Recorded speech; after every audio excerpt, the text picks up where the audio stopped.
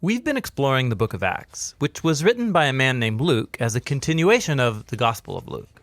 Acts began with Jesus telling his followers to spread the good news about his kingdom. And they would start in Jerusalem, then go out into the neighboring regions, and from there to the ends of the earth. Now, in Jerusalem, their message was received by many and opposed by many, especially by the leaders of the temple. They were scandalized by this new claim that the whole story of Israel had been fulfilled by Jesus' life, death, and resurrection. One of these leaders was a man named Saul of Tarsus, who worked tirelessly to stop the movement. That is, until he met the risen Jesus himself. And this encounter transformed Saul from an enemy of Jesus into a herald of his kingdom. And so for years, he traveled about the Roman Empire using his Roman name, Paul, starting Jesus communities all over. And one of Paul's greatest desires was that all of these diverse communities would see themselves as one unified people, regardless of their differences, Jew or non-Jew, male or female, slave or free.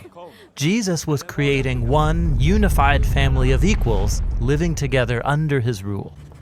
Back in Jerusalem, where the movement began, the Jewish followers of Jesus were suffering from a drought and food shortage. And Paul was so passionate about the church's unity that he began a major fundraising project among the diverse churches he had started. They would pool their money together so he and a group of representatives could take it as a relief gift to Jerusalem. But it's not safe for Paul in Jerusalem.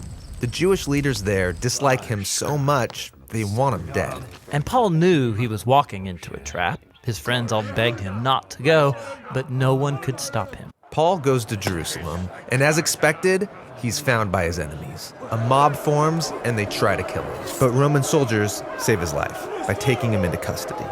The Jewish leaders are accusing Paul of starting a revolt against Rome, but they can't prove it. And the Romans don't know what to do with him. Yeah, they can see Paul's not a criminal, but his claim that a crucified Jewish man is the risen king of the world, it keeps getting him into trouble. And so Paul gets transferred from one court to another until he demands that his case be tried before the court of Caesar in Rome. And so they happily ship him off.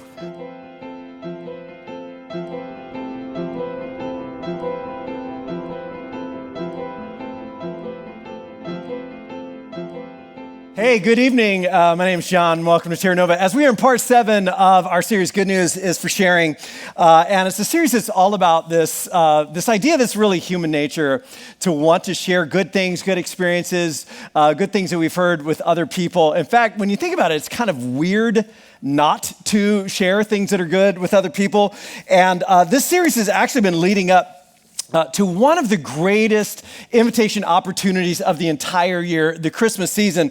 And so what I want to do for just a quick second before I jump in is have you grab this little brochure, pamphlet, whatever we might call this, that is sitting next to you. You had to move it out of your way when you sat down, and take a second and look at it. Next week, we're gonna take this a little further, unpack this in more detail, but we're kicking off the Christmas season with a great new series called Reasons, plural, Reasons for the Season, that begins December 1st or December 2nd and 3rd. And this is going to be a great series to invite somebody to, just to experience the Christmas season, but really to experience the Christmas story and the what and why behind Christmas at a little bit of a deeper level. And check this out. We're kicking the series off on Saturday night, December 2nd, with our Supernova kids sing a song of Christmas. So if you got kids, you're going to want to have them here that night. If you got friends that have kids, you're going to want to have, bring them.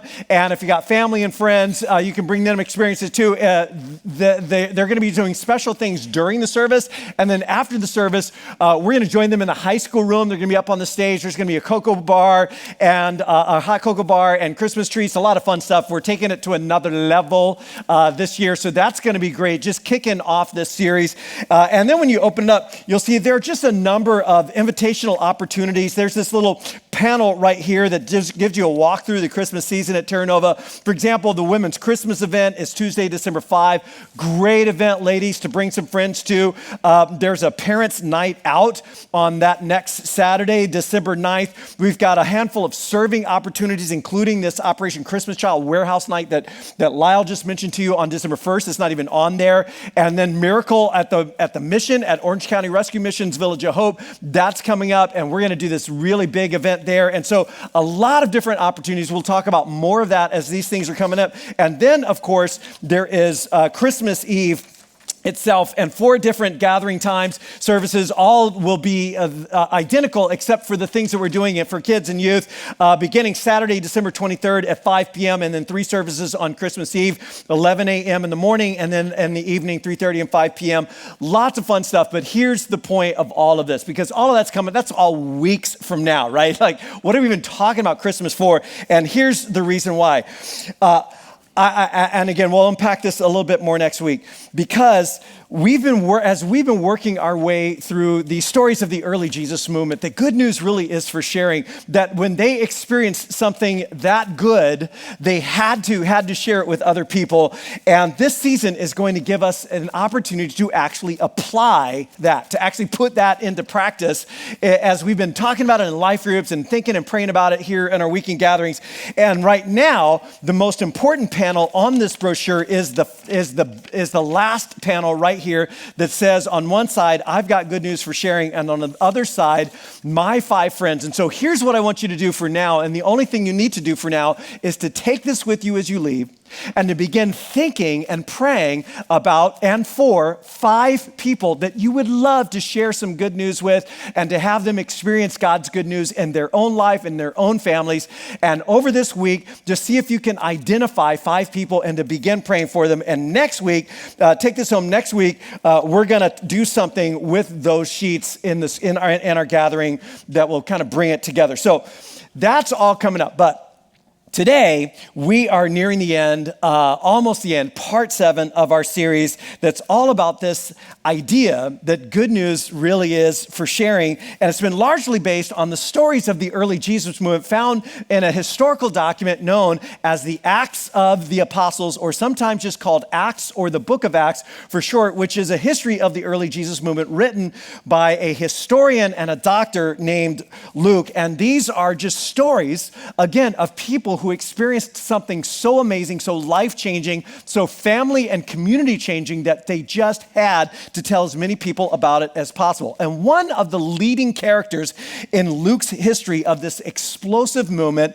is a man in history known as Saul of Tarsus, but better known by his Roman name, Paul, or Paul the Apostle. And as we've been saying in this series, Paul actually steps on the stages of history not as a Christian and not as an apostle at all, but actually as someone who was committed to eradicating Christianity from the face of the planet, stomping out this Jesus movement before it got going. And his goal was to get rid of Christianity and get rid of Christians by arresting Christians and even killing them. And then he has, check this out, an experience that within a single day, think about this, changes him from anti-Christian to full-on evangelizing, hair on fire, pro-Christian, outspoken leader of the Jesus movement. Like in one day, think about that, he went from Christian hater, Christian hunter to Christian leader. It's like, how does that happen? Think about it, seriously.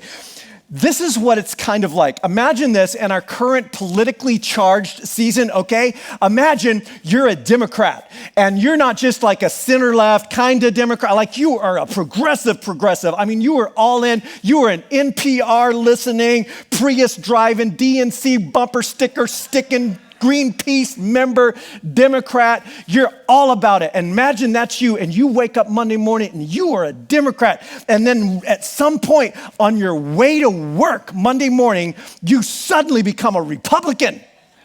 And not just a closet Republican, like an evangelizing, telling every Democrat you know at work that they need to become Republicans too. Imagine that, or flip that around. Imagine you're a Republican, and I'm like, you're like an uber conservative, far right-wing Republican, and then on your way to work Monday morning, something so amazing happens to you that you become a Democrat in your car. And by the time you get to work, you are trying to convert all the Republicans at work to become Democrats as well. And you just like, think about that for a second.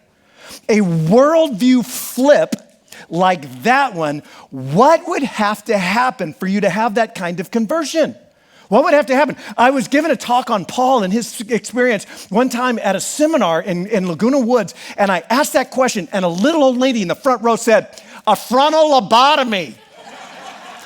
everybody laughed. It was funny, right? It's like, that would be impossible. What would it take? And you might say, I don't know, but it would have to take an act of God. And Paul says, that's exactly what happened to me.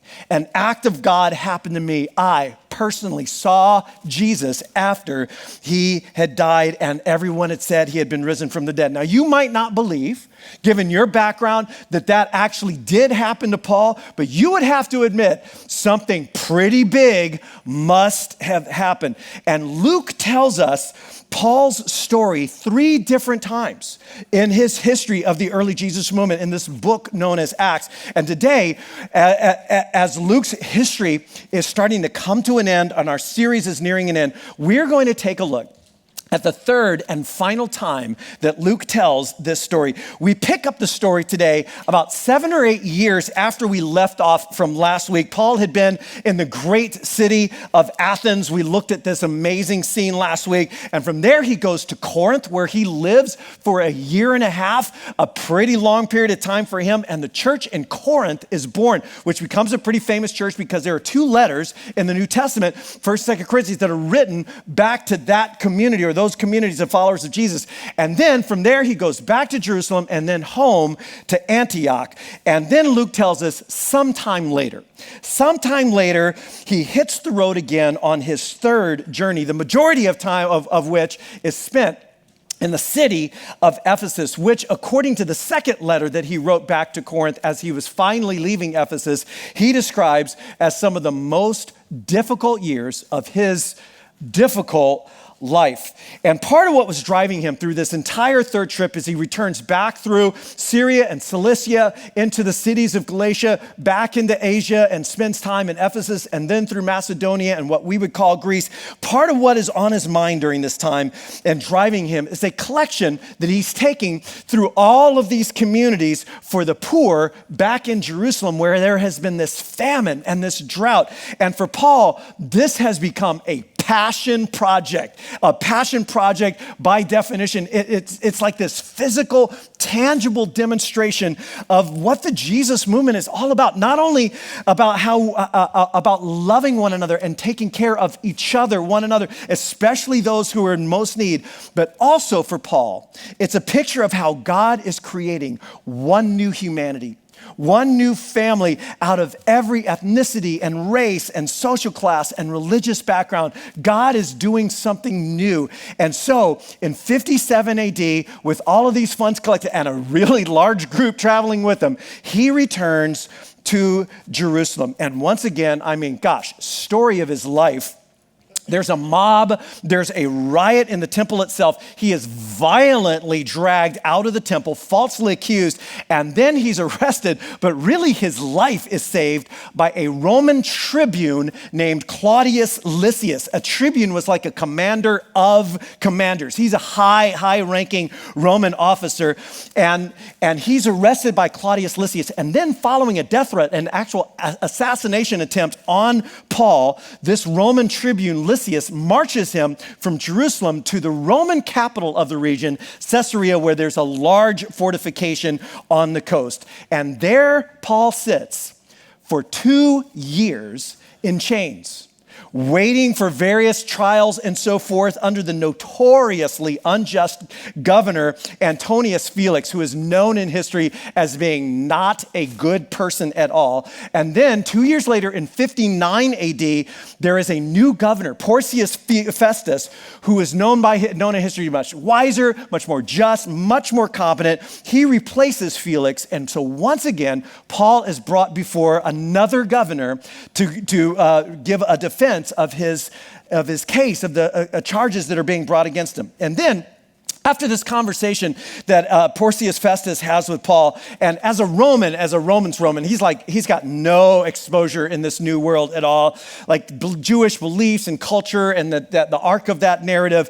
His conversation with Paul just leaves him completely confused as to how to proceed. So Festus brings in this very well-known, very respected and influential Jewish ruler named King Agrippa II. And Agrippa is actually the great-grandson of Herod the Great, that king who was of Israel, who was king when Jesus was born. That guy, as terrible as he was, this is his great-grandson.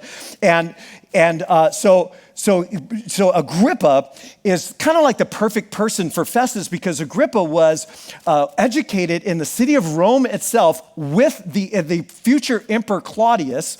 And so to the Romans, he is a very Roman guy, but he's also a Jewish man. He's a Jewish background man and very educated in the Jewish texts and the Jewish ways as well. And so he's considered by the Romans to be an authority on Jewish beliefs and Jewish practices. And so once again, Paul tells his story, as he's done many, many times. But in some ways, as he tells the story, as we look at it, he tells it as a legal defense against the charges that are being brought against him. But for Paul, it is always an opportunity to tell God's story.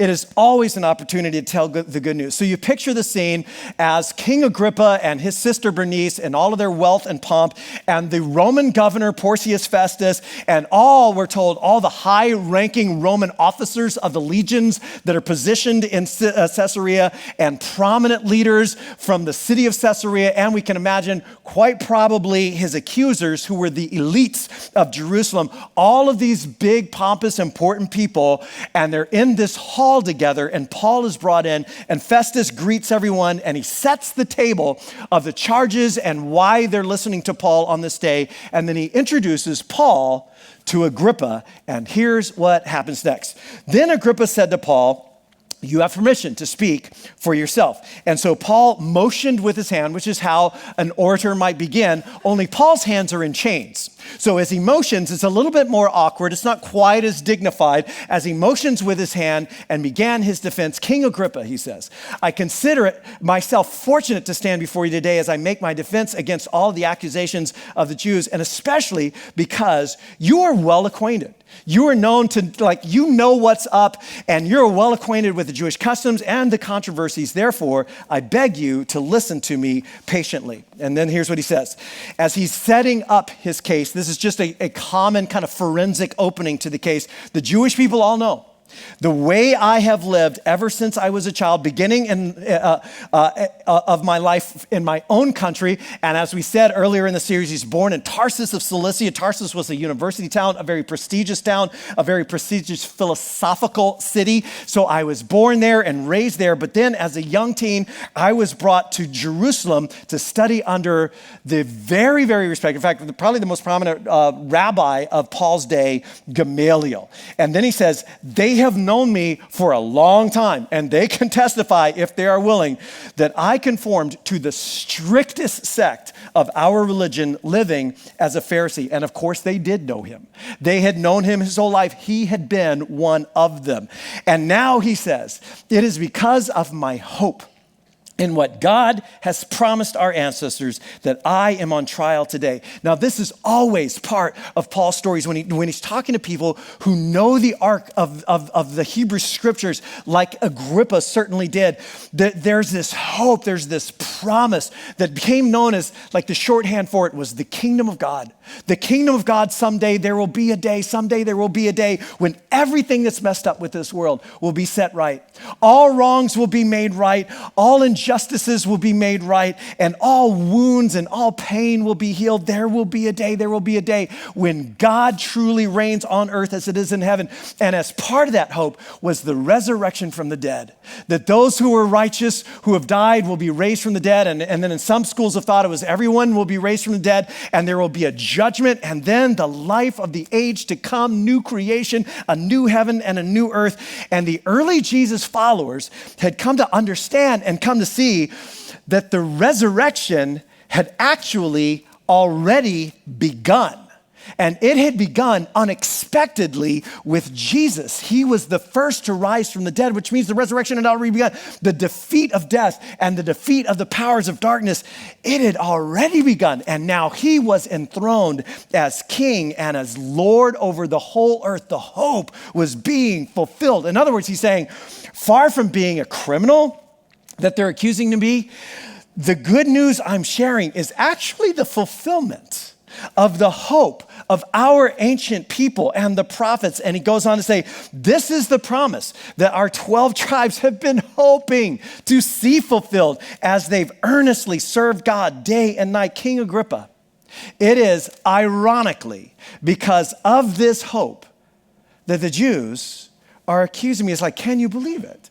Put on trial for the very thing for which we are all hoping and longing and praying for. And then he raises this question. Think about it this way, he says, if God promised he would raise the dead, why would anyone consider it unbelievable that he actually has? If God promised he would raise the dead, why would we consider it unbelievable that he does, that he did? And now, having framed the situation in a way that Agrippa can kind of track with the overall story, he tells his own story. He tells his story of what happened to him that day, what happened to him that changed his life that day. And we started out this series in week 1 saying that, often the best seeds, if you will, are our own stories, our own experiences, our personal story. And the reason why is because we are story people. We are story people. It's at the heart of who we are. History is a story. God is a storyteller. He is the author of every story. And Jesus, as some of you may know, when he was seeking to communicate like the divine truths of the universe, he often did so by telling stories, just stories. A man was walking from Jerusalem to Jericho, and he was attacked by robbers. A father had 2 sons, and the youngest son approaches him and says, hey, I'm done with this family. I'm done with you. Just give me my inheritance, the money I have coming to me, and I'm out. And the father did. A farmer goes out to sow seed in his field, and some of the seed falls on hard packed ground, and nothing ever happens with it. He tells story after story. Why? Because he knows. In fact, God knows the key to our hearts. It is what it's always been. Stories. We are story people. In fact, brain scans have been done to show what happens when people listen to stories and when they tell stories. It's like the brain lights up. It loves it. Your brain loves a good story. It's why we cry in films. It's why it feels so good sometimes when the credit rolls. It's like oxytocin and dopamine doing their thing in our brains. We are made for it. We are made for stories. And we are made for a story. And we are all part of it. And part of stories. And so Paul just begins to tell his story. He says, I too was convinced. I too found it impossible to believe that though God promised he would raise the dead, that he actually already has. And so I did all that was possible to oppose the name of this Jesus of Nazareth. And that is just what I did in Jerusalem. And then on the authority of the chief priests, I would put many of the Lord's people into prison. And when they were put to death, I would cast my vote against them. In fact, many a time, I went from synagogue, which was the place where Jewish people would gather together on the Sabbath. I would go from synagogue to synagogue and have them punished publicly in front of their friends. And I would try to force them to blaspheme, which is a real irony because he's accusing them of blasphemy. And in the name of opposing their blasphemy, he's actually trying to make them do it. But isn't that the way moral outrage often works? The more fired up and consumed we get with something, the more we become like the thing that we are so against. And he goes, I was so obsessed with persecuting them that I even hunted them down in foreign cities. And so it was.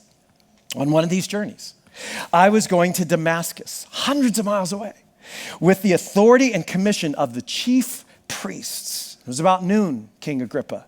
And I was on the road and I saw a light from heaven, but it was like this supernatural light. It wasn't the sun, it was brighter than the sun, and it was blazing around me and my companions. In other words, this wasn't heat stroke, this wasn't a hallucination, this was experienced by all of us. We all had the same experience, and we all fell to the ground, and I heard a voice saying to me in Aramaic, Saul, Saul, why are you persecuting me?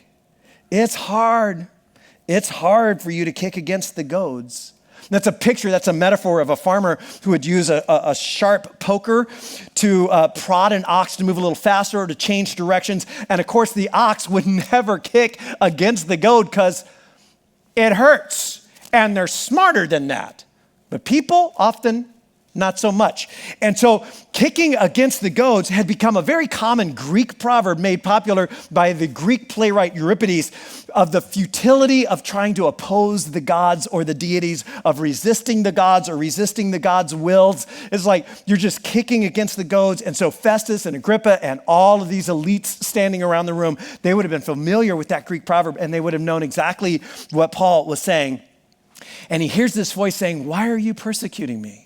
Why are you kicking against the goad? Why are you persecuting me?" To which Paul says, I responded, persecuting me? Who's me? Who are you, Lord? And the Lord replied, I am Jesus, whom you are persecuting. In other words, when you persecute my followers, you are actually persecuting me. Now get up, he says, stand on your feet. I have appeared to you for a reason.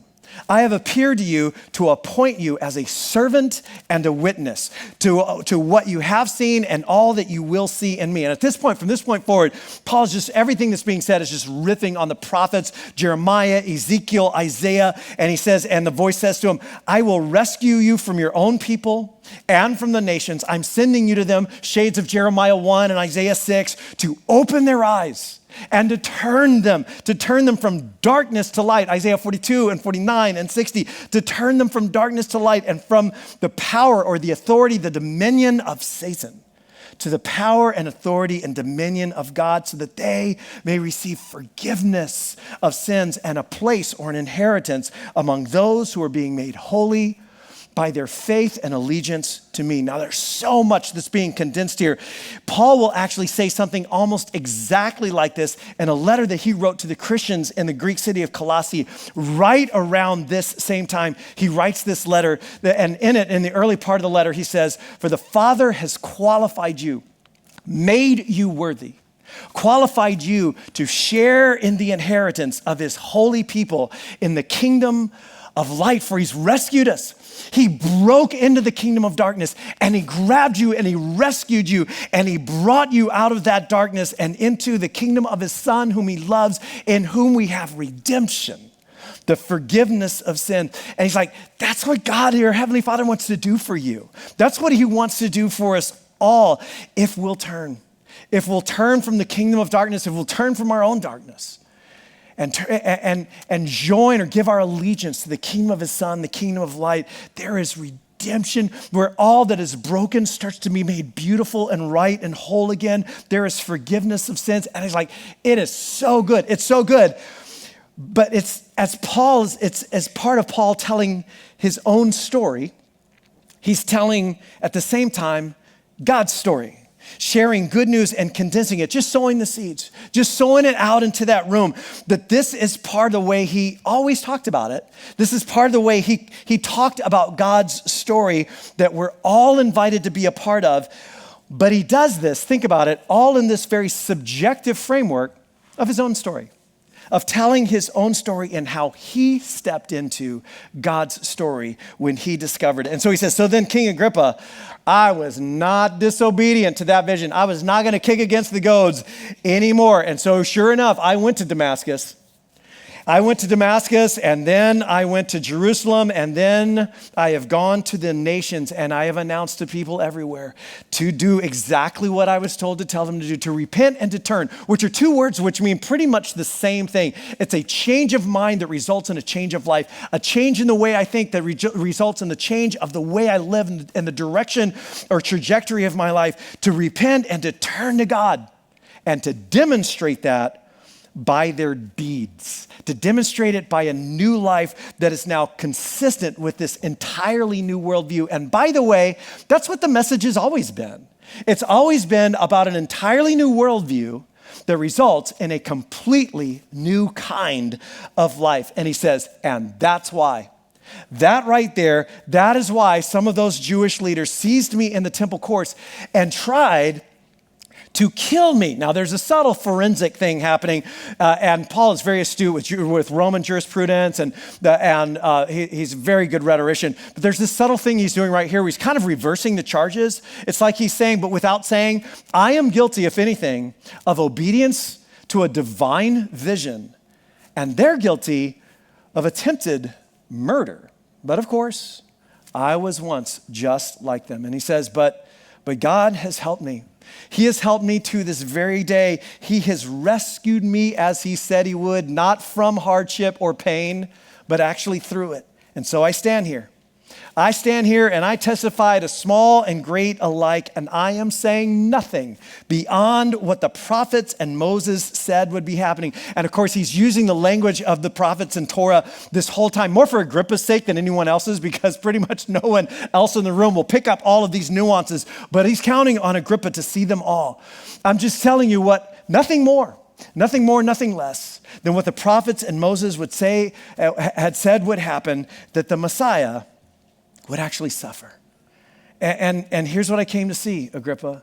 And I don't know why I could never see it before. I was so blind to it before, but once I saw it, it was everywhere. I could never unsee it again. The Messiah had to suffer for us all, and as the first to rise from the dead. There's that idea. He's the first, but the resurrection from the dead, it's already beginning, right? So he was the first, and he would bring this message of light to his own people and to the nations, that the Messiah, whom Isaiah had referred to as the servant, he would be the first to do so, but then he also becomes this model and this paradigm for all who follow to become just like him, that we do the same thing as well.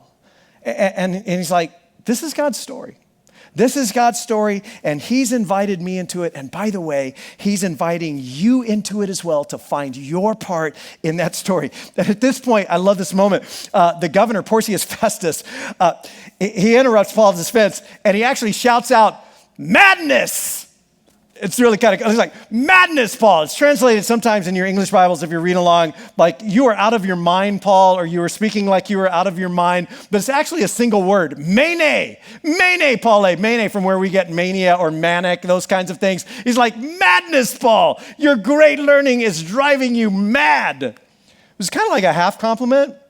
It's a little like a compliment, right? So he can tell that Paul is very highly educated, but Festus does not get it.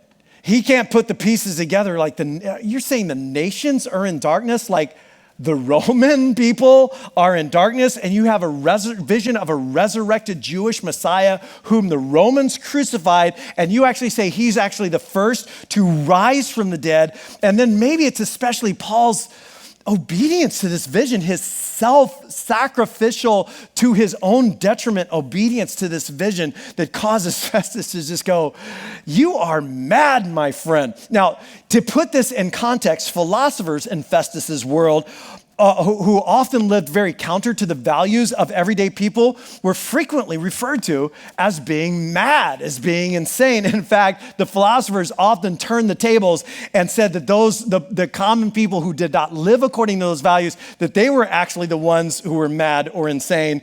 And he's kind of echoing this kind of general sense that Paul is this weird guy. He doesn't live like everybody else. And Paul counters, no, not madness. Not madness, most excellent Festus.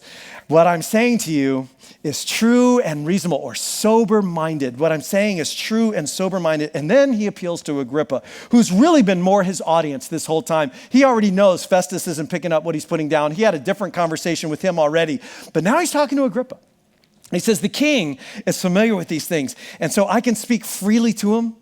I can kind of turn it loose a little bit, and I'm convinced that none of this has escaped his notice, because it was not done in a corner. This movement has not been done in secret. It's been done right out in the open. And he begins positively appealing to Agrippa, which, by the way, just as a side note, Paul does all the time. In his letters and his conversations with people, he's always trying to see people not as they are, but as they could be, and addressing them or speaking to them not as they are, but as they could be, speaking to the best possible version of him. And that's exactly what he's doing with Agrippa. It's this beautiful moment where he's speaking so positively and affirming of Agrippa's perception of what he's talking about. And then he says straight up, King Agrippa, You believe the prophets, don't you? I know you do.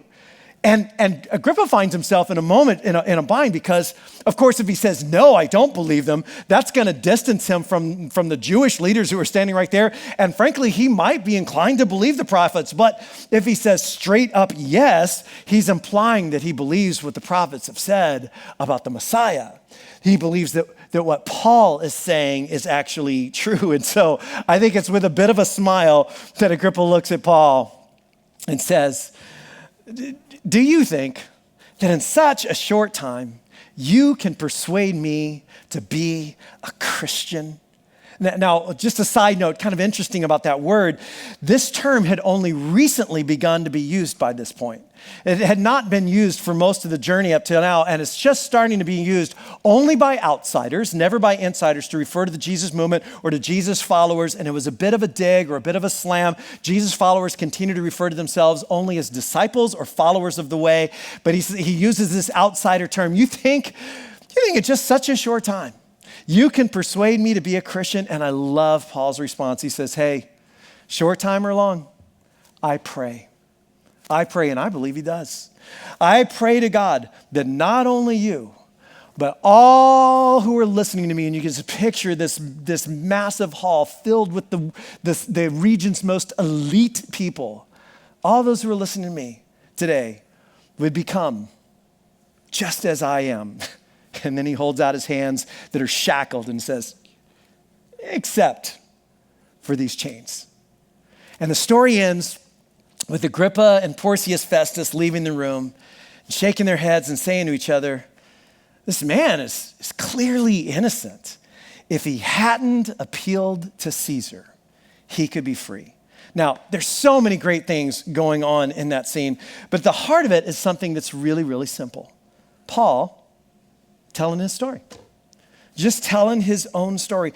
And as I said, we began the series with this simple statement that often the best seeds are just our own personal stories. And we said it that way because we were retelling at the time, if you were here in week 1 of the series, we're retelling the story that Jesus told of a farmer who goes out to sow seeds in his field and it lands on all of these different soils. And it's this metaphor of the good news and how it hits all of us and how it's really impossible to be able to predict or control how that seed will land with any one person, and really how all we can do with it is just sow it, to sow it and to sow it generously, to sow it as best we can, the best seed in the best way possible. And so we said in week 1, sometimes the best seeds are just invitations to people. Sometimes the best seeds are loving, sacrificial, generous actions. Sometimes the best seeds are really great questions that are curiously asked. And sometimes the best seeds are really our own personal stories, which so often, when you think about it, is exactly what good news is, isn't it?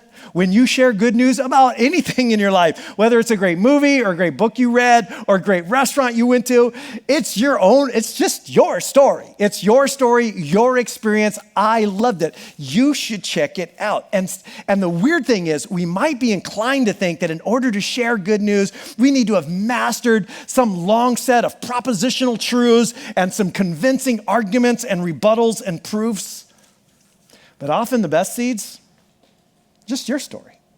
Just your story, how it actually happened, because we are story people. We all are. Everyone is. It's the heart of who we are. We love stories. We connect with stories, and we especially connect with stories when they connect with our own story, with our own journey and our loves and longings and struggles. We love stories. We're story people. Phil Knox, in his book, Story Bearer, describes the collision of 4 different stories. 4 different stories. And he says, first of all, God has a story. God has a story. There's a reason why the Bible is the best-selling book of all time, bar none, hands down. It is a story. It's a story. It has an arc. It has a beginning, a middle, and an end. It has conflict and tension and resolution. It is an epic, epic story of darkness and light, of truth and lies, of good and evil, of heroes and villains. And we are all a part of that story. There's this epic story that is God's story, but then we all have a story as well.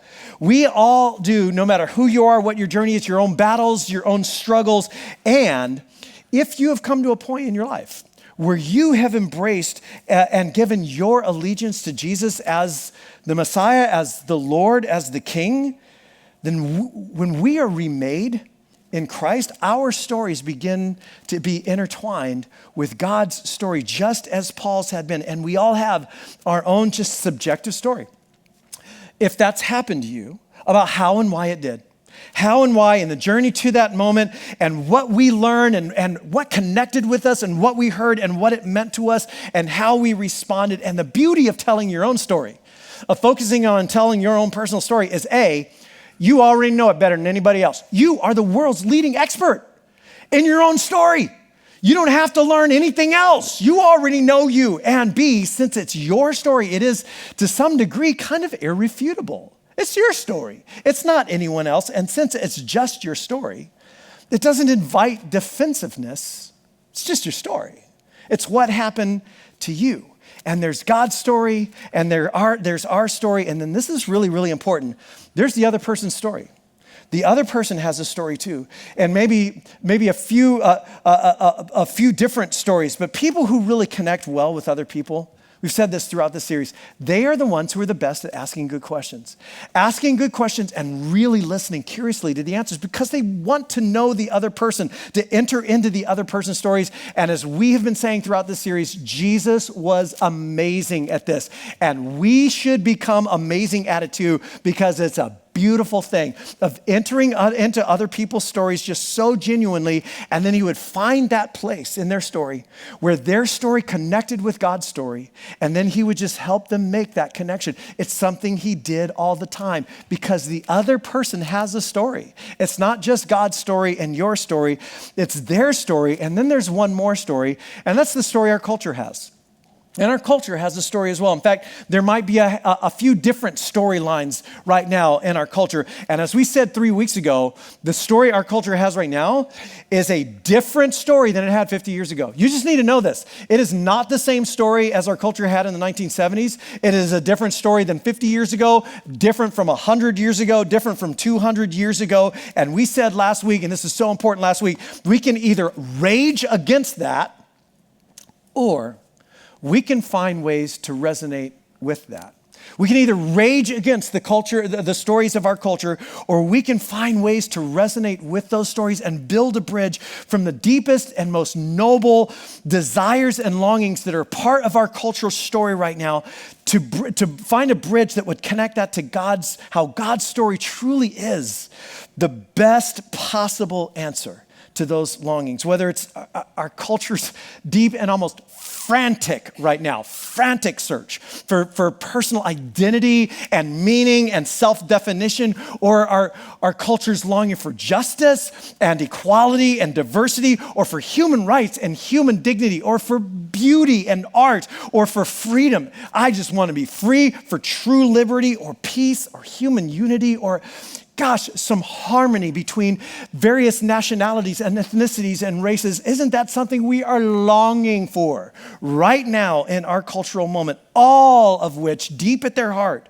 reflect something good and beautiful, and all of which find their absolute truest expression and fulfillment in God's story, and really only in God's story. 4 different stories. 4 different stories: God's story, our story, their story, and culture story. And here's the thing. The best stories, the most resonant stories, are where those 4 stories begin to come together and connect. So here's our takeaway. Here's our takeaway as we go into this next week, as we near the end of this series. You can put it this way: in a world full of stories, listen to other people's stories. Listen, really listen. Ask great questions. Enter into their stories. Be ready to share your story. And then be ready to point to God's story. Or put it this, here's maybe a little more simple way to put it, maybe a better way to put it. Be ready to tell your story in a way that connects God's story to their story. In a world full of stories where everyone has a story, be ready to tell your story in a way that connects God's story to their story. And this is what Paul does. This is all he's doing in that whole scene. He actually knows Antipas's story. And this isn't really a scene where he can get real personal. It would be entirely inappropriate for him to be asking personal questions of Agrippa in this moment. But Agrippa's story is well known, and he knows Agrippa's story. And so he is telling his story, but he's telling it in a way that he knows will connect God's story to Antipas's story. So in a world full of stories, be ready to do that, to tell your story in a way that connects God's story with their story, which raises a question. Are you ready to do that? Are you ready to do that? Are you prepared to do that, so to speak? It's like, here's who I was. Here was my journey. Here's what I was all about. I was passionately or deeply searching for this or seeking this or self-destructively seeking this. And here's how God just interrupted that. He interrupted that, and here's what I heard. Here's what I learned. Here's what I thought about that connected with me personally. This is the way God's story connected with my story, and here's how it redirected my life and who I've been becoming ever since. Be ready to tell your story in a way that connects God's story to their story. So your homework this week is, first of all, to think about that. I'd love to have you just spend a few minutes maybe in the car ride home or in a conversation around dinner tonight or some conversation maybe in your life group or with others this week where you kind of think about your story and maybe just tell your God story. See if you can tell it in about 5 minutes. To think through your own story this week. And then number 2, begin praying for 5 people. Take this home and begin thinking about, maybe identifying and praying for 5 people who you want to know the good news of God's story. And then finally, number 3, come back next week for the series finale of Good News is for Sharing. Now, let me close this way. Maybe, as you've heard me talking about this, maybe you've never really taken your place in God's story. Maybe not personally, intentionally, for you to take your place or your part in God's story. I mean, you've heard things, you've been processing some things, maybe over a long period of time, maybe even positively inclined towards some things, but you've never actually said yes. And I mean a full-on, undefended, wide-open yes to all that God is and all that he has for your story. Maybe you've never done that. For me, it happened in a drug rehab, almost like 40 plus years ago now, and I had reached my absolute self-destructive dead end. And I ended up in this rehab, and one night I just had it. I realized, in like this moment of clarity they talk about in recovery circles, I could see how ruin was the destiny of my life and the path that I was on. And in that moment, I mean, it was a battle, it was a struggle, but I, in the words of the 12 steps, the third step, I surrendered my will and my life to the care of God. And this wasn't like I'm saying this thing that's part of a step. It was all in. It was just from my toes, a yes to God. I surrender my will and my life to you. There is nothing I'm holding back. If there's anything I never wanted to be is a hypocrite. I had been raised with them. I had known them all my life. I hated them, and I refused to ever be one of them. If I was going in, I was going all in. You feel me? Like, you know what I'm talking about. And I was like, it was all of me being given to God, and God interrupted my life in a way I didn't even see coming. I had not even expected, where all of my hurt and anger and destructiveness that had raged inside of me was redeemed. I mean, a story of redemption, the brokenness, the pain, the hurt, God starting to bring good and beautiful things out of it. And part of it was immediate, and part of it has been a years-long journey of wholeness and forgiveness and redemption. But it began with a fury. Now, that's my story. That might not be your story at all. You might share almost nothing in common with that story, but maybe today, and maybe right now, it's your moment. Maybe some year from now, your story will be, I had been thinking about it and I'd been talking about it and I kind of had this religious thing going on. But one night I was sitting in this funky little church called Terra Nova, weird name, and I knew it was my time. And I said, all in. God, I'm all in. You take every part of my life. I'm holding nothing back, wide open, all of you and all of me. I want to be a part of your story and where your story is going. I want to be a part of your kingdom, bringing your goodness and your redemption and your beauty to the rest of the world. I am in. And if that's you, I invite you to just say that right now to God. I'm not going to close with some long, moody prayer. We're not going to play a couple songs. It's just you right now saying, God, I'm in. I'm in.